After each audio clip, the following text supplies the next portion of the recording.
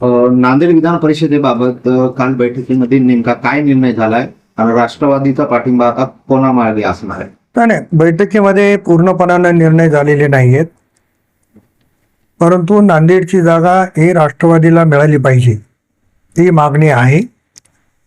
तिन्ही पक्षाचे नेते बसतायत, बैठकी सुरू आहे, त्याच्यामधनं मार्ग निघेल.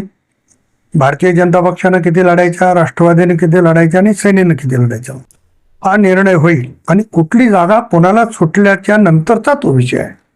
आज वर्तमानपत्रांमध्ये काही बातम्या छापून आलेल्या आहेत की नांदेडची जागा जी आहे महायुतीमध्ये भाजपाला सुटलेली आहे.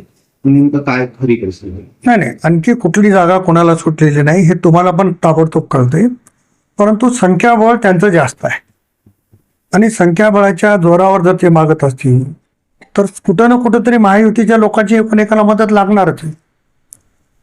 आज आमचं नांदेडमध्ये आम्ही दुसऱ्या क्रमांकावर असू तर कुठेतरी एका क्रमांकावर असणारच ना, तर तिथे त्यांना गरज आहे. हे समीकरण महायुतीचं होईल, त्याच्यावर निर्णय होईल. पुण्यातही तसा तेढ निर्माण झालाय, पुण्यातही राष्ट्रवादी जागा मागतीये. काल बैठकीत नेमकी काय चर्चा? बैठकीमध्ये मला काही नेमकी चर्चा माहिती नाही, मी एका बैठकीला नव्हतो, परंतु समन्वयाच्या भूमिकेतून सर्व जागा महायुतीने लढाव्यात आणि मग त्याच्यासाठीचं सूत्र ठरेल आणि मला वाटतं 1-2 दिवसात त्याचा निर्णय होईल. नांदेडच्या जागेवर तुम्ही अजूनही ठाम आहेत की राष्ट्रवादीलाच जागा? काय बा, कार्यकर्ता मी राष्ट्रवादीचा आहे, माझ्या पक्षाला जागा मिळाली पाहिजे ही भूमिका माझी आहे. शेवटी नेतृत्वाचा निर्णय आहे. माननीय मुख्यमंत्री उपमुख्यमंत्री जो निर्णय घेतील तो आम्हाला मान्य करावा लागतो. काल संजय शिरसाट असं म्हणाले की अनेक राष्ट्रवादीचे जे पदाधिकारी आहेत, आमदार आहेत, ते त्यांच्या संपर्कात आहेत. संजय शिरसाटांनी त्यांच्या पक्षाचं पाहावं. इतर पक्षामध्ये झोपण्याचा अधिकार त्यांना किती आहे मला माहिती नाही. महायुती म्हणून आम्ही काम करत असताना आमच्याही संपर्कात शिवसेनेचे कार्यकर्ते आहेत, शिवसेनेचे पदाधिकारी आहेत, पण आम्ही महायुतीचा धर्म पाळतो. शिवसेना फोडून राष्ट्रवादी वाढवावी या मताचे आम्ही नाही. त्याच्यामुळे महायुतीचा धर्म त्यांनी पाळला पाहिजे किंवा त्यांच्या संपर्कात कोण आहे ते जाहीर केलं पाहिजे. विनाकारण एक संभ्रम निर्माण करणे, कार्यकर्त्यांच्या मनामध्ये काहीतरी वेगळं वातावरण निर्माण करणे हे संजय शिरसाटाला शोभणारं नाही.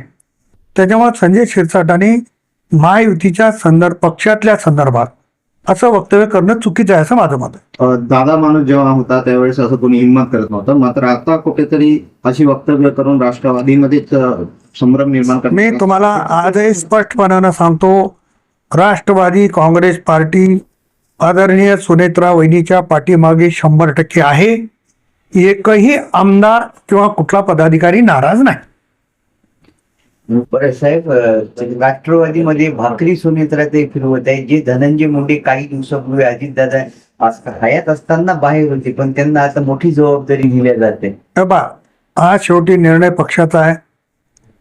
वहिनी राष्ट्रीय अध्यक्ष आहेत, त्यांना पूर्ण अभ्यास आहे आणि कोणाला कुठं संधी द्यावी हा त्यांचा पूर्णपणाने निर्णय आहे. आणि बैठकीमध्ये देखील जेव्हा आमची चर्चा झाली तेव्हा पूर्ण अधिकार हे आदरणीय वहिनीला दिलेले आहेत, त्याच्यामुळे तो निर्णय त्यांनी घ्यावा.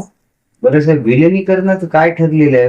विलिनीकरणाच्या संदर्भात दोन्ही पक्षाच्या प्रमुखांनी म्हणजे पवार साहेबांच्या आणि आमच्या दोन्ही पक्षाच्या प्रमुखांनी सांगितलं की विलिनीकरणाचा विषय बंद आहे आणि मला असं वाटतं की आता विलिनीकरणाचा विषय पूर्णपणाने बंद झालेला आहे. ओके.